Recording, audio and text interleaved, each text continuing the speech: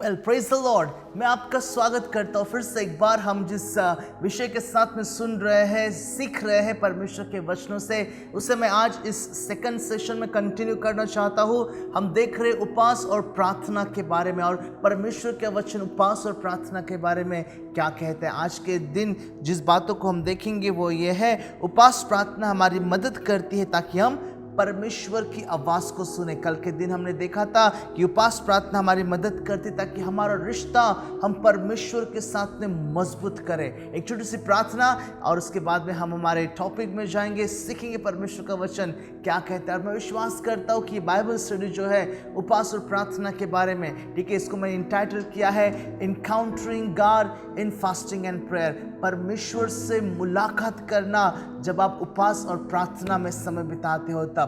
प्रार्थना करेंगे। पिताजी, हम आपको धन्यवाद देते हैं प्रभु जी, आपकी हम स्तुति, आराधना और आपकी प्रशंसा करते हैं। ये आपका अनुग्रह है प्रभु जी कि हम आपकी उपस्थिति में उपवास और प्रार्थना के साथ में आकर बैठने पाए। धन्यवाद देते प्रभु कि आप हमें अपने समीप आने का मौका देते हो, और ये हमारे लिए बड़ी सौभाग्य की बात है। पिताजी, जब हम बैठकर उपवास और प्रार्थना में आपकी उपस्थिति में जो हम समय बिता रहे हैं, हमारी कलीसिया समय बिता रही है, अलग अलग समय पर अलग अलग लोग प्रभु जी एकत्रित होकर उपवास और प्रार्थना में जब समय बिताएंगे, हम प्रार्थना करते परमेश्वर के आपके वचनों से हमें सिखाना। सारी बातों में आपको आदर और महिमा देते हुए धन्यवाद के साथ में यीशु के नाम से हम प्रार्थना मांगते हैं। Amen and amen. Right, praise the Lord। प्रभु के नाम की मैं स्तुति करता हूँ, और मैं उस एक सेकंड पॉइंट के साथ में मैं शुरुआत करना चाहता हूँ। उपवास प्रार्थना मदद करती है कि हम परमेश्वर की आवाज को सुने। राइट, हमें आवाज सुनना बड़ा जरूरी है। अगर हम सुनते नहीं हैं तो हम सही मार्ग पर चल ही नहीं सकते हैं।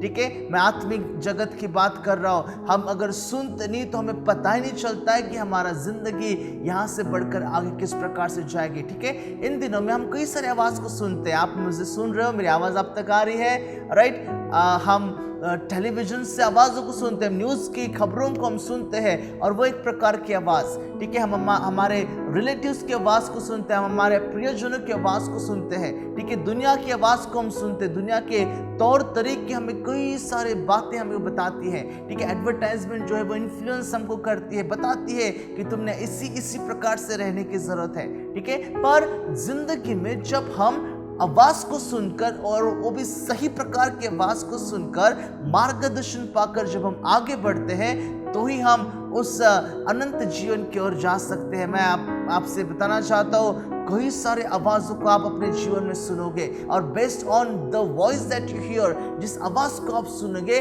आप प्रोबेबली अपने जीवन के लिए निर्णयों को लोगे। ठीक है, बहुत से लोग प्रतिदिन शायद से अब आप मुझे सुन रहे हो, आप एक निर्णय ले रहे हो, एक चॉइस करो, अगर आपको ये मैसेज सुनना है या नहीं सुनने का है, या आगे जाने का है और कुछ ब्राउज करने का। Right, so we take a lot of choice. ठीक है, हम बहुत से निर्णय को हमारे जीवन में कई बार और कई प्रकार से करते हैं, और हर एक निर्णय जो हम हमारे जिंदगी के लिए लेते हैं, हमारे जीवन को बनाते हैं, यशस्वी बनाते हैं, या हमें निराशा की ओर ले जाते हैं, या हमें फेल करते, हमको निराश या परास्त करते। इस प्रकार से निर्णय बड़ा ज़रूरी होता है, और अगर हमें सही प्रकार का निर्णय अगर हम लेते हैं तो परमेश्वर की उसमें हम महिमा को देख पाते हैं, और हमारा जीवन आशीषों से भरता है। बहुत से लोग जब बात आती है शादी की तो बहुत बड़ा निर्णय होता है। ठीक है, बड़ी चॉइस, मम्मी कहती है कि ये लड़की अच्छी है, पिताजी कहते हैं ये लड़का अच्छा है, और हम लोगों की बातों को सुनकर अगर हम निर्णय लेते हैं और आगे चलकर कुछ गलत हो जाता है तो प्रॉब्लम हम हमारे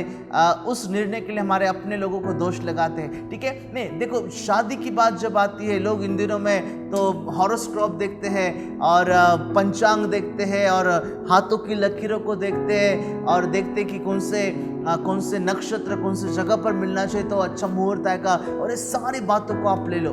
ठीक है, इन्हें एक प्रकार की अंधश्रद्धा की मैं बात यहाँ पर बताना चाहता हूँ, पर मैं आपको उस तारा बनाने वाले, उस सृष्टि को बनाने वाले परमेश्वर के पास में ले जाना चाहता हूँ, जिसने आपके भविष्य को, आपके जीवन को भली भांति देखा है। सृष्टि बनाने से पहले वो आपके बारे में जानता है, उसकी आपके बारे में योजना है, प्रभु का वचन कहता है। और ये सारी बातें हम जब प्रार्थना में और विशेष तौर से उपवास और प्रार्थना में जब हम उसके उपस्थिति में बैठते हैं, उन सारी बातों को हम समझ सकते हैं और क्लियरली उसकी आवाज को हम सुन सकते हैं। ठीक है, कोई डाउट नहीं, क्लियरली आप उसकी आवाज को सुनने पाओगे कि हाँ, अगर आप शादी करते हो, हाँ यही लड़की है जिससे तुझे शादी करने की जरूरत है। ठीक है, मैं अपने जीवन से बताना चाहता हूँ। जब मेरी शादी की बात चली और एक पास्टर है जिनका नाम पास्टर अनिल है, और उन्होंने मुझे कहा कि तू जा अपने घर में और 3 दिन उपवास और प्रार्थना में बैठ, और उसके बाद में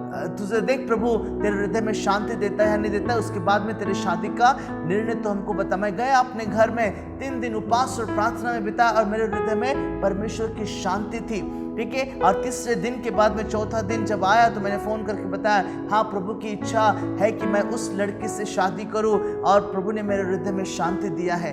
उपवास और प्रार्थना में मुझे ही पता है कि वो 3 दिन कितने कठिन रीति से उपवास और प्रार्थना को मैंने किया, और प्रभु से मैं उत्तर की अपेक्षा कर रहा था। और परमेश्वर का उत्तर कैसा है पता? प्रभु ने मेरे हृदय में शांति दी, और प्रभु की मैं क्लियर आवाज को सुनने पाया कि हाँ यही लड़की है जो मैंने तेरी जिंदगी में रखा है, जो तेरे लिए जीवन साथी बनेगी और तू साथ में उसके सेवकाई करेगा। परमेश्वर की सारी बातों के लिए महिमा हो। परमेश्वर बात करने के लिए इंटरेस्ट रखता है। ठीक है, बताना चाहता हूँ परमेश्वर जो है वो बात करने के लिए इंटरेस्ट रखता है। और वचनों में थोड़ा आगे बढ़ना चाहता हूँ। 2 वचनों को मैं आपके साथ में बांटूं और उसके बाद में हम आगे जाएंगे। बड़ा सुंदर सा वचन मुझे जॉन चैप्टर 10 एंड वर्स 4 में मिला, और ये वचन जो है, परमेश्वर की आवाज कौन सुन सकता है, कैसे लोग, किस प्रकार के व्यक्ति परमेश्वर की आवाज सुन सकते हैं, उसके बारे में वचन लिखा हुआ है। देखो तो क्या लिखा है जॉन चैप्टर 10 एंड वर्स 4 में। जॉन चैप्टर 10 एंड वर्स 4 में इस प्रकार से लिखा हुआ है। यहाँ पे प्रभु यीशु मसीह एक चरवाह की बात करता है। ठीक है, जॉन चैप्टर 10 एंड वर्स 4 में ऐसा लिखा है, जब वह अपनी सब भेड़ों को बाहर ले निकल चुका है तो उसके आगे आगे चलता है और भेड़ें उसके पीछे पीछे हो लेती। क्यों भेड़ों ने उस चरवाह के पीछे हो लेना है? यहाँ पर देखो, प्रभु यीशु मसीह उस इज़राइल की उस पहाड़ी इलाके के जब चरवाहे अपने भेड़ और बकरियों को जब चराने के लिए लेकर जाते थे, हजारों की तादाद में वो भेड़ बकरियां होती थी। कैसे इन सब लोगों को कंट्रोल में लेकर आए? उस चरवाहे ने हर एक भेड़ों को एक विशेष रीति से ट्रेन किया है। ठीक है, भेड़ अपने चरवाहे की आवाज को भली भांति पहचानते, और उसी उदाहरणों को, उस परफेक्ट उदाहरणों को प्रभु यीशु मसीह यहाँ पर बताते, कहते इस रीति से, क्योंकि वे उसका शब्द पहचानती है। अगर आप प्रभु यीशु मसीह के परिवार के सदस्य हो, अगर आपने प्रभु यीशु मसीह को अपने जीवन का उद्धारकर्ता करके ग्रहण किया है, आप परमेश्वर की आवाज सुन सकते हो, परमेश्वर की योजना को अपने जीवन के लिए भली भांति जान सकते हो। हम दुनिया की आवाज को सुनते हैं, दुनिया हमें किस प्रकार से इन्फ्लुएंस करती, उन बातों के अंतर्गत हम आज चले आते हैं। दुनिया के जो टीवी सीरियल्स होते हैं वो हमें सिखाती कि रिश्ते कैसे रखे जाते हैं। दुनिया के सीरियल और टेलीविजन हमें सिखाता है कि एक दूसरे से प्यार कैसे किया जाता है, अगर प्यार में कोई बाधा डालते तो उसको मार डालो, और ये सारी बातें दुनिया हमको सिखाती है। पर प्रभु का वचन यहाँ पर बताता है, परमेश्वर का वचन बताता है, मेरी भेड़ें सिर्फ मेरी आवाज को पहचानती है। आमीन। प्रार्थना और उपवास में जब हम बैठते हैं मेरे प्यारो, परमेश्वर बातें करना चाहता है। वचन कहता है इस प्रकार से कि मुझे पुकार और मैं तुझे उत्तर दूंगा। यिर्मयाह चैप्टर 33 और उसके 3 वचन में आप यहाँ पर देखो, God is interested in talking to you. परमेश्वर आपसे बातचीत करने के लिए बहुत ही इच्छा रखता है। अगर परमेश्वर बातचीत नहीं करता तो उत्पत्ति की किताब के पहले अध्याय से इस प्रकार से वचन नहीं लिखता था, और परमेश्वर ने कहा, परमेश्वर बातचीत करना चाहता है, परमेश्वर अपनी आवाज को आप तक पहुंचाना चाहता है। पर वचन कहता है ना, हमें सुनने वाले कानों की जरूरत है। प्रभु यीशु मसीह बड़ा सटीक बातों को बताते हैं, सारी बातें वचनों से बताने के बाद में कहते हैं, जिसे सुनने के कान हो वो सुन ले, जिसे सुनने के कान हो वो सुन ले। हमें सुनने के कान होने की जरूरत है। सुनने के कान हमारे तब तब मजबूत होते हैं, हम उस बारीक से बारीक आवाज को परमेश्वर की तब हम सुन पाते हैं जब हम ज्यादा से ज्यादा उसके नजदीकता में जाते हैं, ज्यादा से ज्यादा उसकी उपस्थिति में समय बिताते हैं, ज्यादा से ज्यादा उपवास और प्रार्थना में हम उसकी उपस्थिति में समय बिताते हैं, क्योंकि प्रभु की आवाज को हमने सुनना यह सबसे महत्वपूर्ण बात परमेश्वर का वचन बताता है। प्रभु का वचन बताता है इस प्रकार से कि प्रभु की आवाज जब हम सुनते हैं तो प्रभु अपनी आवाज के द्वारा, उपवास और प्रार्थना में अगर आप बैठे हो तो प्रभु शायद से आपको चेतावनी देना चाहता है, ठीक है। वो बताना चाहते हैं कि जो जिंदगी तू जी रहा है वो सही नहीं है, पलट जा और मेरे रास्ते पर, मेरे वचनों के अनुसार अपना जीवन को चल। अगर आप उपवास और प्रार्थना में समय बिता रहे हो तो परमेश्वर का वचन आपको उत्तेजना करना चाहेगा। प्रभु का वचन बताना चाहिए कि तू जो कर रहा है सही कर रहा है, ऐसे ही आगे बढ़ और मैं तेरे साथ और साथ रहता हूँ। परमेश्वर का वचन शायद से आपको कभी कभी उपवास और प्रार्थना में जब आप बैठते हो तो आपको दिलासा देता है, ठीक है। हम जब नॉर्मली अपनी जगह पर एक ही जगह पर बैठे रहते हैं, प्रॉब्ली हम चिंता करते रहते होंगे या पुराने बातों को याद करते हुए बैठे रहते होंगे, ठीक है। पुराने जो भी हर्ट्स हमारे हृदय पर जिसने जिन जिन शब्दों से घाव हुआ है, सारी बातों को जब हम याद करते तो हमारे आंखों से पानी आता है और ऐसे समय परमेश्वर का वचन दिलासा देता है। उपवास और प्रार्थना में जब आप समय बिताते हो तो परमेश्वर की आवाज को आपके अलग अलग परिस्थिति के अनुसार आप सुनने पाते हो मेरे प्यारों, ठीक है। परमेश्वर ने मुझसे बातें किया, परमेश्वर ने आपसे भी बात करने की इच्छा वो रखता है। अलग अलग परिस्थितियों में अगर मुझे किसी शब्दों से मुझे दिलासा मिला तो वो परमेश्वर के वचनों से। परमेश्वर ने हमसे बातें किया, उसका वादा कि तू पुकार और मैं तुझे उत्तर दूंगा। इस प्रकार से हालेलुया, प्रेज द लॉर्ड। हे प्रभु की स्तुति और उसकी प्रशंसा हो, ठीक है। बाइबल में जाना चाहता हूँ मैं, जबकि ये बाइबल स्टडी तो बाइबल में जाना चाहता हूँ, चंद उदाहरणों को मैं आपको बताऊं ताकि उससे क्लियर होने पाए कि जब हम उपवास और प्रार्थना के साथ में परमेश्वर की उपस्थिति में बैठते हैं तब उसकी आवाज को सुनने पाते हैं, ठीक है। ये होता है पुराने नियम की बात, घटना बताना चाहता हूँ, आप प्लीज उस घटना को व्यवस्था विवरण की किताब में पढ़ना। जब मूसा उपवास और प्रार्थना के साथ में पर्वत पर जाता है परमेश्वर से मुलाकात करने के लिए, तब वो परमेश्वर की आवाज को सुनने पाता है और तभी जाकर इज़राइल लोगों के लिए 10 आज्ञा को वो लेकर आ सकता था, ठीक है। परमेश्वर की उपस्थिति में उसने वचन के तहत समय बिताया, उसने उपवास और प्रार्थना के साथ में परमेश्वर की उपस्थिति में समय बिताया ताकि परमेश्वर की आवाज को क्लियर कट 11 आज्ञा नहीं 10 आज्ञा दी, क्लियर कट सुनने पाए और उसके बाद में आकर इज़राइल उसकी प्रजा को प्रभु की बातों को सही प्रकार से वो सुना पाया, ठीक है। दूसरा उदाहरण मैं आपको यहाँ पर नए नियम से बताना चाहता हूँ।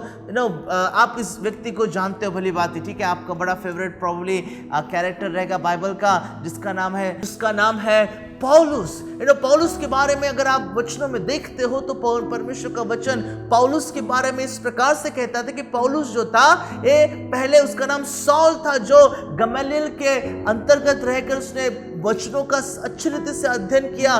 वो अपने आप को इब्रानी इस प्रकार से कहता था, बेंजामिन कुल से वो आता था, सारी बातें यहोवा के बारे में सब कुछ वो जानकर रखता था और कहीं ना कहीं उसको ये एक इच्छा थी कि मैं एक सच्चे परमेश्वर को उसके साथ में मैं इनकाउंटर हो जाऊं, मेरी मुलाकात ऐसे परमेश्वर से हो जो सच का और जिंदा परमेश्वर है। जब वचनों में इस प्रकार से लिखा है एक्ट्स ऑफ अपोस्टल में कि जब वो कलीसिया जो एकत्रित होकर प्रभु की आराधना कर रही थी, नए नियम की कलीसिया जब आराधना कर रही थी, वो जाता है, परमिशन लेता है कि जाओ और उनको पकड़ कर लेकर आओ, और जाता है पकड़ने के लिए। सतावट करने वाला यह व्यक्ति था। जब वो जाता है तो प्रभु यीशु मसीह उसको दर्शन देते हैं और कहते हैं, हे सौल तू मुझे क्यों सताता है, ठीक है। वो सौल अचंभित हो जाता है, ये कहां से एक ऐसी आवाज है, क्योंकि उसका चेहरा इस प्रकार से था जैसे सूरज की किरणें, सूरज जितना ब्राइटनेस जिसको हम आंखों से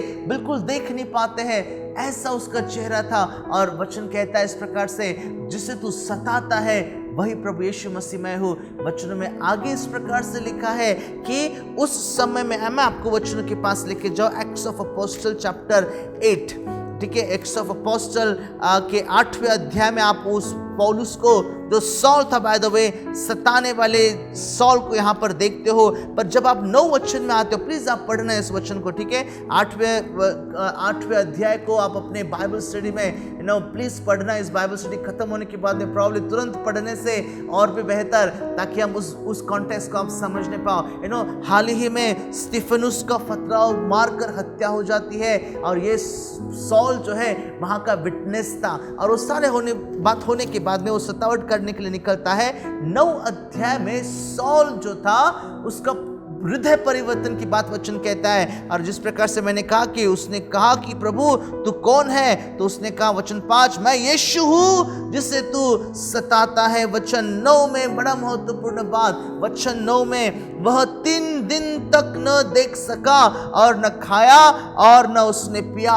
परमेश्वर की अगर आवाज को अगर हमने सुनने का है, परमेश्वर की डायरेक्शन को अगर हमारे जीवन के लिए अगर हमने पाना है, तो हमें उपवास और प्रार्थना में समय बिताने की जरूरत है, ठीक है। प्रभु से बातचीत हो गया, प्रभु ने उसको दर्शन दिया, उतने में ही वो कहानी वहां पर खत्म नहीं हुई। सॉल बाकायदा 3 दिन तक के उसने ना कुछ खाया ना पिया, प्रार्थना में उसने समय बिताया, और तब उसको पता चला कि परमेश्वर ने उसको क्यों दर्शन दिया।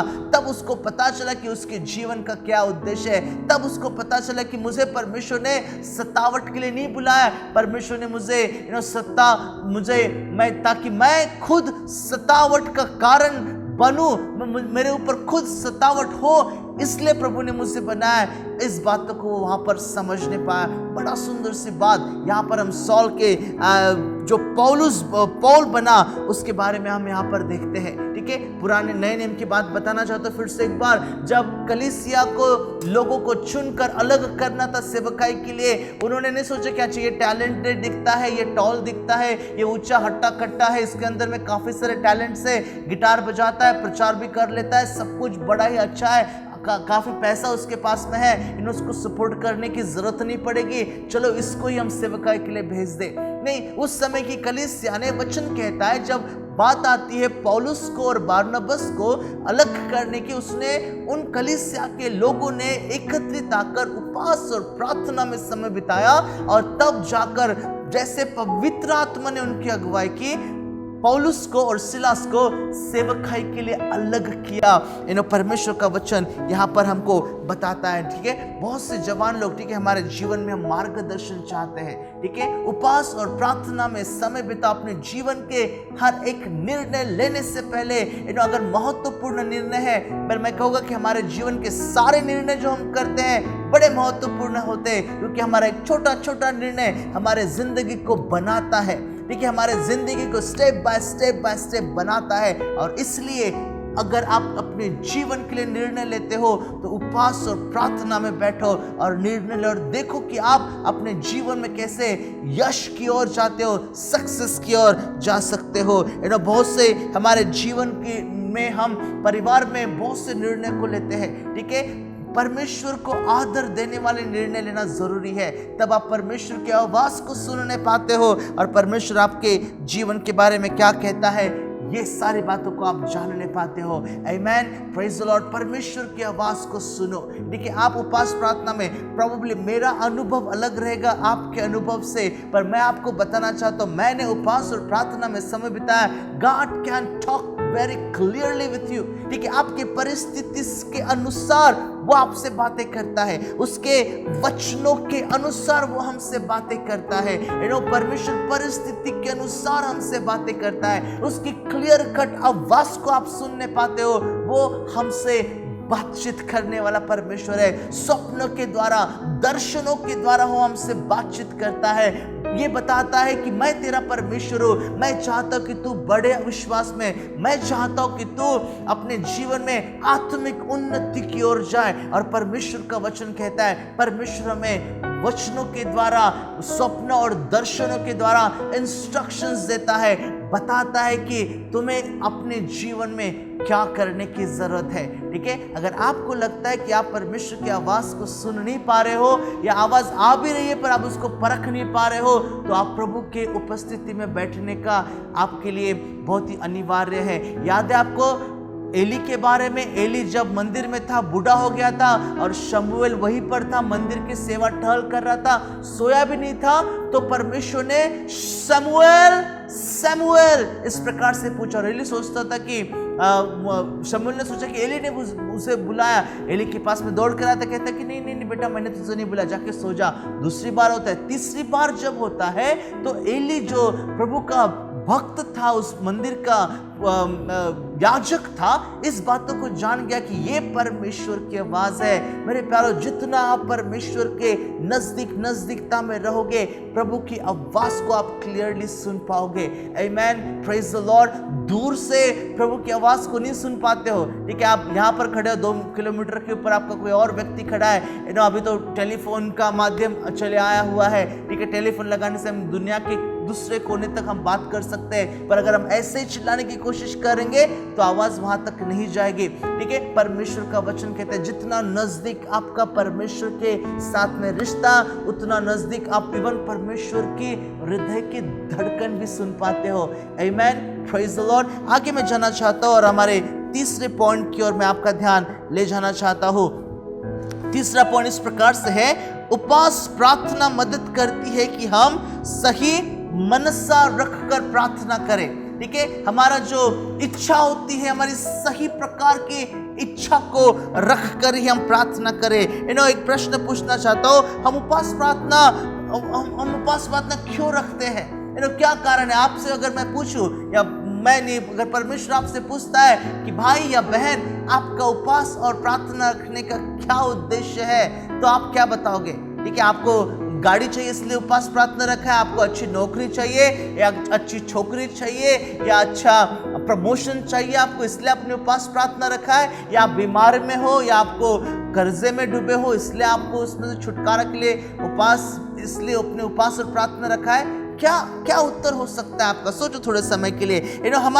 हमारी बहुत सी परेशानी कहां पर शुरुआत होती है पता है आपको? जब हम हमारी इच्छाओं को परमेश्वर की इच्छा के आगे में रखकर बातें करते हैं, ठीक है।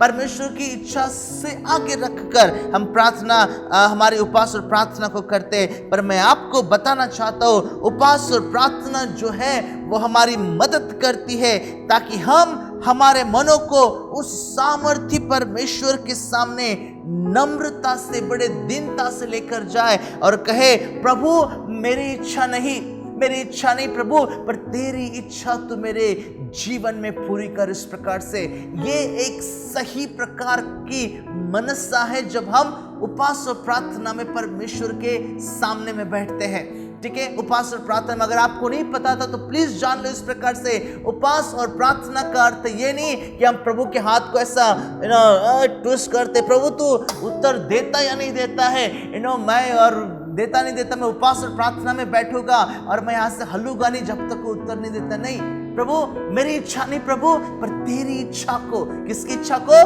प्रभु तेरी इच्छा को तू मेरे जीवन में पूरी कर। और ये सही प्रकार के उपवास और प्रार्थना का उदाहरण प्रभु का वचन हमको बताता है। एक वचन जो मुझे मेरे बाइबल स्टडी के दौरान मिला, मैं आपको बांटना चाहता हूं आपके साथ में।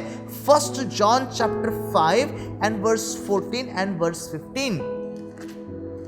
1 John chapter 5 and verse 14 and verse 15.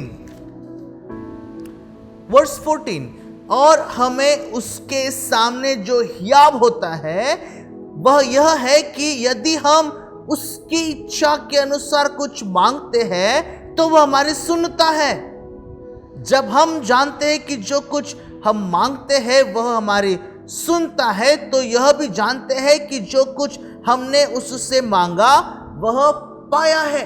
परमेश्वर का वचन यहाँ पर क्लियरली इस बातों को बताता है कि हमें एक बड़ा हियाव है, एक बड़ा कॉन्फिडेंस के साथ में यूहन्ना लगता है कि हम जब है बड़े कॉन्फिडेंस के साथ में, उसके साथ में आत्मविश्वास के साथ में उसके सामने जाते हैं और मांगते हैं, प्रभु तू मुझे आत्माओं को दे, प्रभु तू मेरे देश को तू बचा, प्रभु हमारे देश में तेरी बेदारी आए, प्रभु हर एक आत्मा जो नरक की ओर जा रहा है प्रभु यीशु के नाम से उद्धार को पाए। जब हम उसकी इच्छा के अनुसार मांगते हैं तो हम ये भी जानते कि वो हमारी प्रार्थना को अनसुनी नहीं करता है, पर वो हमारी प्रार्थना को सुनता है। हमारी प्रार्थनाएं कभी कभी बहुत ही व्हाट आई विल से बड़ी सेल्फिश हो जाती है। मैं मेरा अपना, मेरी प्रॉपर्टी, मेरा जीवन, मेरा बैंक बैलेंस, मेरे जॉब, मेरी प्रमोशन, मेरा परिवार, मेरी पत्नी, मेरे बच्चे, वी जस्ट लिमिटिंग आवरसेल्फ। हमारी प्रार्थना में हम जस्ट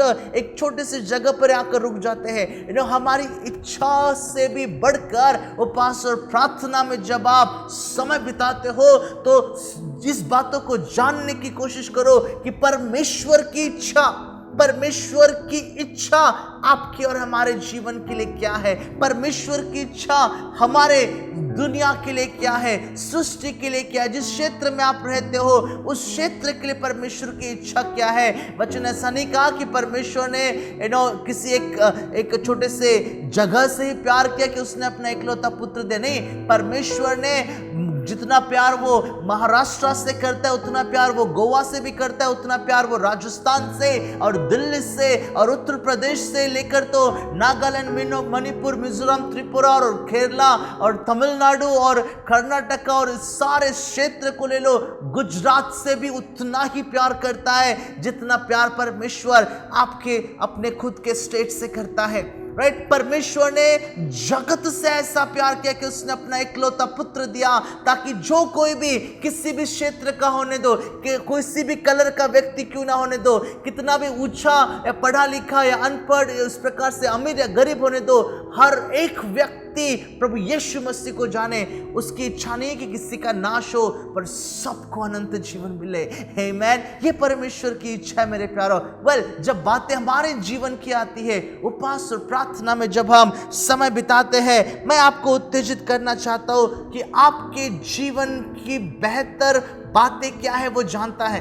देखिए, आपके जीवन को किस जगह से किस जगह पर लेकर जाना है वो परमेश्वर जानता है। आपके जीवन में किस प्रकार के आपके जीवन में जब मुश्किलों का दौर आता है, तूफान आते हैं और मुश्किलें आते हैं, बाढ़ आती है, बारिश गिरती है, ठीक है, सारी बातें होती है। इससे मैं आपको बताना चाहता हूँ, बड़ी इंटरेस्टिंग बात है, इससे परमेश्वर को अचंभा नहीं होता, अरे बाप रे कैसा हो गया, मैंने तो इसको एक्सपेक्ट भी नहीं किया था। नहीं, परमेश्वर आपके जीवन में जब मुश्किलों का दौर आता है उससे वो हक्का बक्का नहीं होता, उसको डर नहीं लगता कि ऐसा क्या हो गया, वो जानता है एग्जैक्टली क्या हो रहा है। पर ऐसे समय में भी जब हम परमेश्वर पर संपूर्णता से विश्वास करें तो कितनी आशीष की बात हो सकती है, कितनी आशीष की बात वो ठहरेगी। यीशु मसीह बोट के निचले भाग में जाकर सो रहे थे और तूफान आया, पानी अंदर चले आया और चेले आके उसको उठाते, यीशु मसीह उठो उठो, क्या आपको फिक्र नहीं है, हमारी बोट डूब रही है, हम मर रहे। इस प्रकार से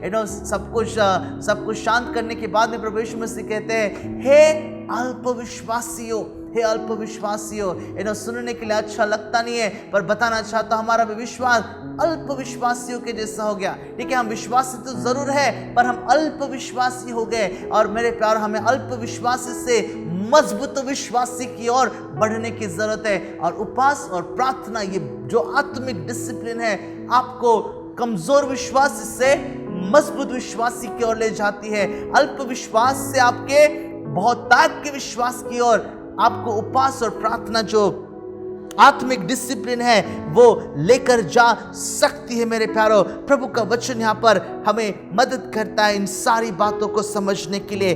5 वर्सेस बड़े महत्वपूर्ण वचन है। मेरे बाइबल स्टडी के दौरान मैंने पाया, मैं आपके साथ में एक एक करके बांटना चाहता हूँ। Galatians chapter 1 and verse 11, मैं विश्वास करता हूँ आपके पास में आपकी पेन पेंसिल और किताब और बाइबल रखी हुई है। प्लीज आप लिखो इस वचनों को, बड़ी महत्वपूर्ण वचन है। 11 वचन में ऐसा लिखा हुआ है, उसी में जिसमें हम भी उसी की मनसा से जो अपनी इच्छा के मत के अनुसार सब कुछ करता है, पहले से ठहराए जाकर मिरास बने परमेश्वर का वचन यहाँ पर कई सारे गुड बातों को बताता है। ठीक है, ये परमेश्वर की ही इच्छा थी कि सृष्टि बनाने से पहले परमेश्वर हमें चुन ले। ये परमेश्वर की इच्छा ही थी कि वो हमें मसीह यीशु में उस स्वर्ग स्थानों की आशीषों का वारिस करे। मेरे प्यारों, बड़ा ही सुंदर सा वचन इनकरेज करना चाहूंगा। इफिशियंस की पत्री को प्लीज पढ़ना और देखो कि प्रभु का वचनों की आशीषें और आपके लिए आशीषें कैसे इस वचनों में लिखी हुई है। Romans chapter 8 and verse 28।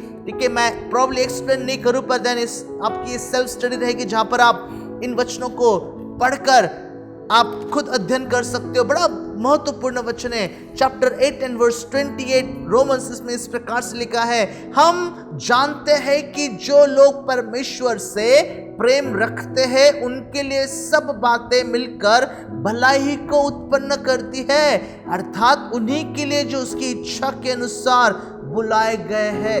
शायद से आपके बहुत सारे प्रश्न हो सकते हैं। ठीक है, प्रभु ये मृत्यु हमारे इस प्रियजन को क्यों आई? क्या ये तेरी इच्छा थी?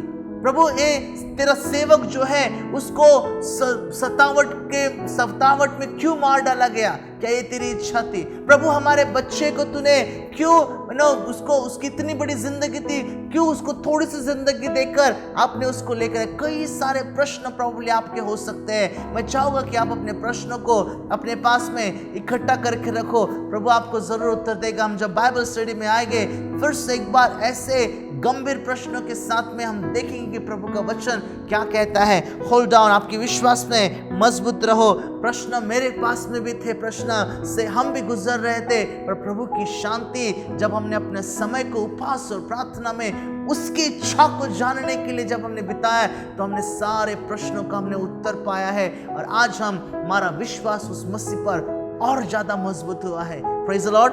आगे का वचन साम्स 115 and verse 3, Psalms 115 115 और उसका तीसरा वचन इस प्रकार से कहता है। 115 and verse 3 में परमेश्वर का वचन यहाँ पर जो भजन संहिता लिखने वाला है कोशिश से लिखता है। 115 and verse 3 में लिखा है, हमारा परमेश्वर तो पृथ्वी पर नहीं है, उसका पृथ्वी में कहीं तो भी छोटे से जगह पर रहता नहीं है। वो लिखा है इस प्रकार से, हमारा परमेश्वर तो स्वर्ग में है, उसने जो चाहा वही किया है।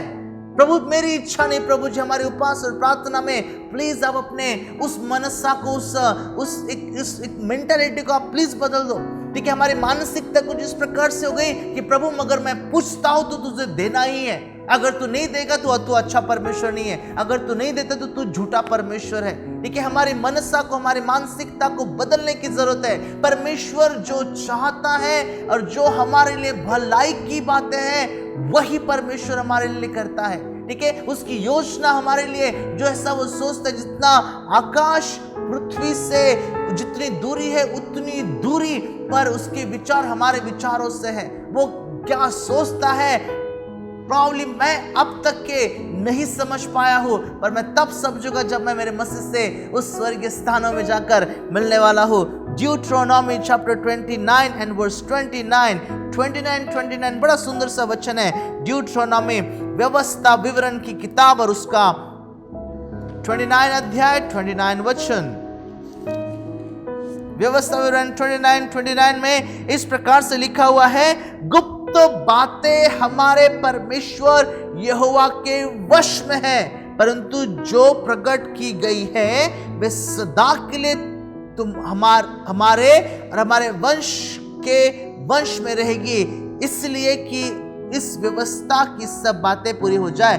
शुरुआत का जो वचन है उसको मैं लेना चाहता हूं। गुप्त बातें हमारे परमेश्वर यहोवा के वश में है। ऑल द सीक्रेट्स, सब कुछ उसके वश में। वो जैसा चाहता है उसी प्रकार से करता है, और इसलिए उपवास और प्रार्थना हमारी मदद करे कि हमारा विश्वास उस पर कमजोर ना होने पाए इस प्रकार से। ऑलराइट, अगर आप उधर ही भजन संहिता में ही अगर आप हो तो उसके बाद की जो किताब है नीति वचन का 3रा अध्याय और उसके 5 और उसका 6वां वचन, बड़ा सटीक वचन है। यहाँ पर लिखा है इस प्रकार से, उसी को स्मरण करके सब काम करना, तब वह तेरे मार्ग को सीधा करेगा। अपनी दृष्टि में बुद्धिमान न हो, यहोवा का भय रख भय मानना और बुराई से अलग रहना।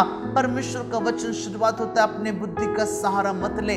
ठीक है, जब हम जिस क्षण हम हमारे बुद्धि का सहारा लेते हैं, प्रॉब्ली आप समझो कि आप बहुत दूर तक नहीं जा पाते हो। ठीक है, कहीं ना कहीं आप फेल हो जाओगे और वहीं पर बैठोगे। परमेश्वर चाहता है आपके परिवार में भी, परमेश्वर चाहता है कि आप अपने बुद्धि से आपके परिवार को चलाने की कोशिश मत करो, उसके वचन के अनुसार चलाने की कोशिश करो। ठीक है, परमेश्वर चाहता है और तभी आपको उस परमेश्वर की सही आवाज आपके परिवार के लिए सुनने को मिलेगी कि परमेश्वर क्या कहता है हमारे परिवार के लिए। सुनने वाले प्लीज कान रखना। आप अगर कोई बिजनेस कर रहे हो तो आप अपने सोच पर, विचारों के ऊपर कुछ भी बिजनेस को डालने की कोशिश मत करो, आप प्रोबेबली फेल हो जाओगे। अपने बुद्धि का सहारा मत लो। जैसे आप अपने इस आत्मिक जीवन में मजबूत होते हो, जो भी बातें आपके आत्मिक जीवन में आपको कमजोरी की ओर लेकर आती है, उसमें परमेश्वर की इच्छा नहीं होती है। ऑलराइट, इसलिए मैं चाहता हूं कि आप अपने आत्मिक जीवन को मजबूत करो। प्रभु से पूछो, प्रभु मैंने क्या करना है, और वो बातें करता है मेरे प्यारो, वो जरूर बातें करता है और वो अपनी इच्छा को आपके जीवन में जरूर पूरी करेगा, क्योंकि उसको आपका ख्याल है। आपको भूखा प्यासा कभी सोने नहीं देगा। ठीक है, हम हमारे मुश्किलों के कारण मुसीबतों में, कर्जों में और तकलीफों में पड़ जाते हैं और फिर हम सर पटकते कि प्रभु अभी क्या करूं, मैं आगे कैसे बढ़ूं। और इसलिए कुछ भी करने से पहले अपने बुद्धि का सहारा मत लो, वो परमेश्वर पर संपूर्णता से भरोसा रखो, प्रभु का वचन कहता है। वेल, आज की बाइबल स्टडी को मैं यहाँ पर रुकना चाहूंगा, पर अगली बार जब मैं आऊंगा, कल के दिन में जब आऊंगा, तो मैं आपको बताऊंगा। और एक बहुत ही महत्वपूर्ण टॉपिक या विषय रहेगा, उपवास प्रार्थना हमारे विश्वास और आत्मिक जीवन को मजबूत करती है। राइट, हम में से बहुत से लोग चाहे कि हमारा आत्मिक जीवन मजबूत हो, सही बात है। ठीक है, कोई टैबलेट्स या कुछ ऐसे जड़ी बूटी खाने से आत्मिक जीवन मजबूत नहीं होता है। परमेश्वर के वचनों से, वचन कहता है इस प्रकार से, सुनना मसीह के विश्वास मजबूत होता है, पर सुनना मसीह के वचन से हमारा विश्वास मजबूत होता है, प्रभु का वचन कहता है। आमेन, प्रेज द लॉर्ड। और प्रभु आप सबको आशीष करे। छोटी सी प्रार्थना करेंगे और मैं कल आपको फिर से एक बार देखना चाहूंगा कि आप इस बाइबल स्टडी को जो हमने शुरुआत की, encountering God in fasting and prayer, इस एक बाइबल सीरीज को आप कंटिन्यूसली देखो और देखो कि आपका जीवन, मैं मेरा जीवन को इन मसीह में प्रभु यीशु की आवाज सुनते हुए, उसकी इच्छा को मेरे जीवन में प्राधान्य देते हुए मैं आगे बढ़ाने पाऊं, और देखो कि परमेश्वर ने कैसे कैसे आशीषों को मेरे जीवन के लिए रखा हुआ है। आमेन, लेट्स प्रे। पिताजी, हम आपको धन्यवाद देते इस समय के लिए, धन्यवाद देते प्रभु जी कि आप हमसे बातें करना चाहते हैं। और उपवास प्रार्थना में जब हमारे भाई बहन, कलीसिया, परिवार अलग अलग समय में परमेश्वर बैठते हैं प्रार्थना के लिए और उपवास में बैठते विशेष तौर से, आप उनकी मदद करना कि आपकी आवाज को वो सुनने पाए। प्रभु, आपकी इच्छा को हमारे जीवन में प्रथम स्थान, प्राधान्य देने के लिए आप मदद करना। प्रभु यीशु मसीह, जो उदाहरण आपने हमारे लिए रखा है, हे पिता, तेरी इच्छा मेरे जीवन में पूरी हो। प्रभु, आप मदद करना कि हमारा भी जीवन उस प्रभु यीशु मसीह आपके बेटे के जैसा होने पाए। हम आपको धन्यवाद देते पिता कि आपने हमारी प्रार्थना को सुना, और यीशु नासरी के नाम से हम प्रार्थना मांगते हैं। Amen and amen. Thank you for listening to me and God bless you.